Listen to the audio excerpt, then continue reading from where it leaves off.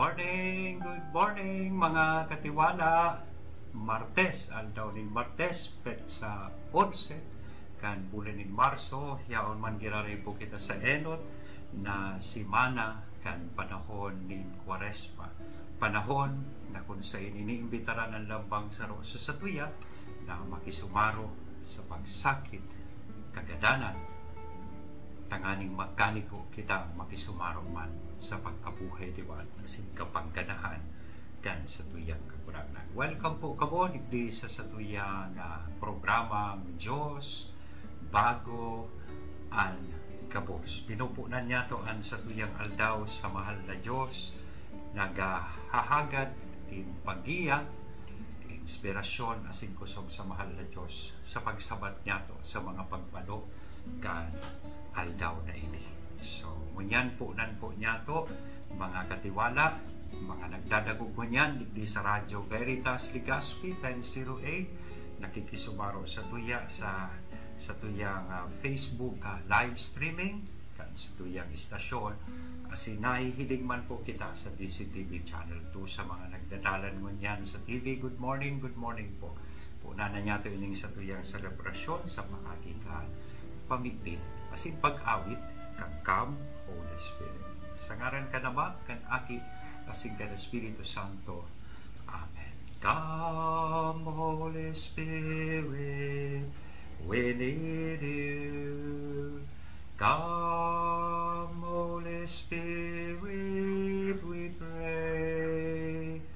Come with your strength and your power.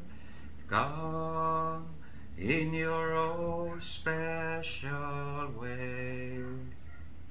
Come like a spring in the desert. Come to the weary of souls. Lord, let your sweet healing power touch us and make us whole. Glory be to the Father. Glory be to the Son. Glory be to the Spirit, now and forever. Amen.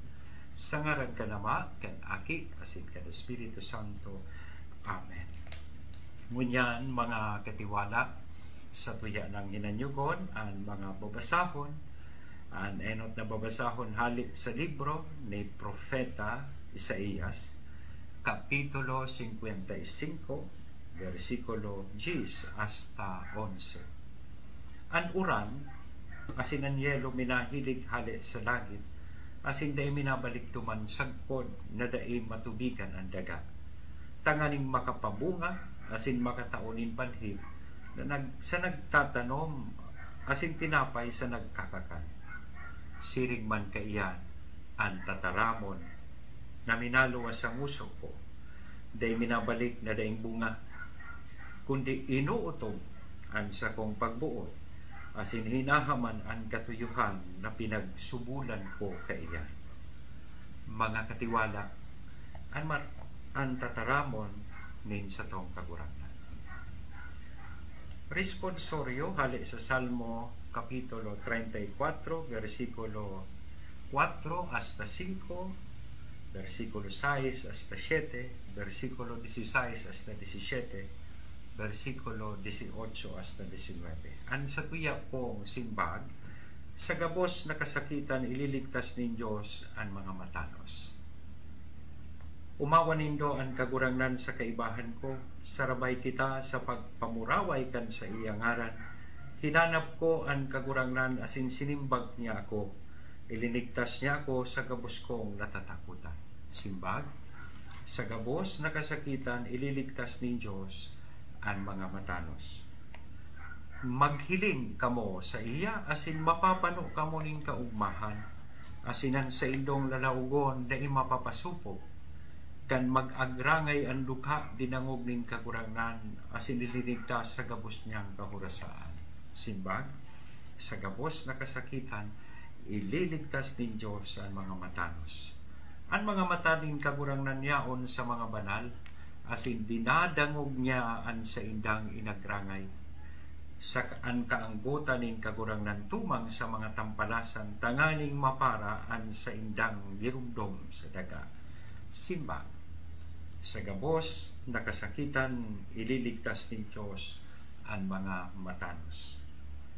Kung ang banal minaagrangay, dinadangog nin kagurangnan, asin ililigtas sa gabos niyang kahaditan.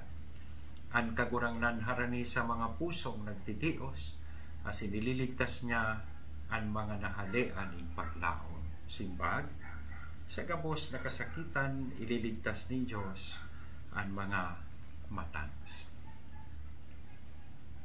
Ngunyan hinanyugon ta po ang Ebanghelyo sa aldaw na ni Martes, petsa 11 kan bulan ni Marso.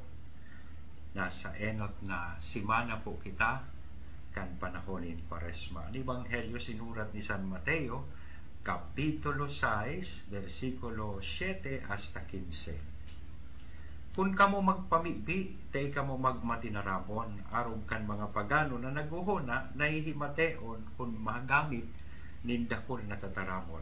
Day mag-arog sa inda. Bago kamo maghagad, aram na ninday sa indong ama, ang kaipuhan nindo.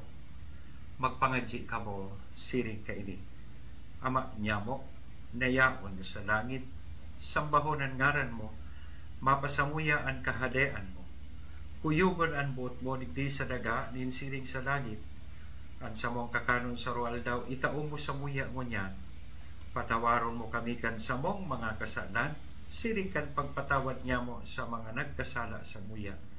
Hari kami pabayain na madaong ni sugot. Alagad agawon mo kami sa maraot. Kung ipatawad nindo sa mga tawaan sa indang mga kasalan, papatawaron man kamo kan sa indong ama sa langit. Alagad kung sindadain nindo patawadon, day man kamo papatawaron kan sa indong ama. Mga katiwala, ang marhay na bareta kan sa tong kagurangan. Good morning po mga katiwala. Welcome po sa Giraray digdi sa satuyang pagtiripon, manyan na aldaw na Martes, digdi po sa satuyang programang Diyos Bago ang Gabos. Nagkapirang taunaan, uminagi, kada Miyerkules de Ceniza, inaabot niya itong Ash Wednesday. Kadakula kong mga text na nare-receive na naghahapon sa sakuya. Father, tama lang ba na dahil kami magkauning karne sa panahon na ininin Kwaresma? O ang pagpatugtog pa ni makusog na music, pag-sounds, pagpara Facebook, bawal ba? Dahil iba pwede ini. Pati ba ang pagsimba, bawal ba? Dagulo na mga hapon na alat o bawal ba? Ano ba ang mga dahil pwede gibuhon sa laokan panahon ng Kwaresma?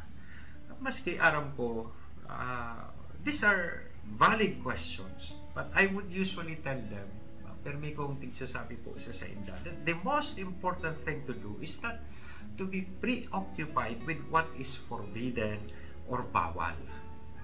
Na ito naman itutukan sa tuyang sarili sa mga dahil dapat gibuhon pag panahon ng Kwaresma, mga dapat iwasan, but rather let us focus more on the many good things that we can do this season of Lent. Ano ang mga marhay asin magayon niya itong libuhon? Oo nga, totoo, iwasan ta sa mga bawal, pero we engage more ourselves in sanctus foods. Yun ang ayuno ngaya ako, Father.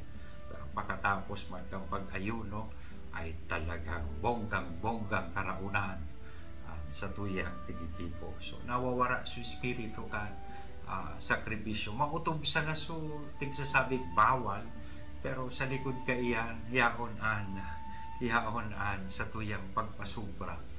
Nawawara su espiritu rin pagsakripisyo. Kaya ngunyan sa tuyang ebanghelyo, tigtatawan kita, we are given one good thing to observe.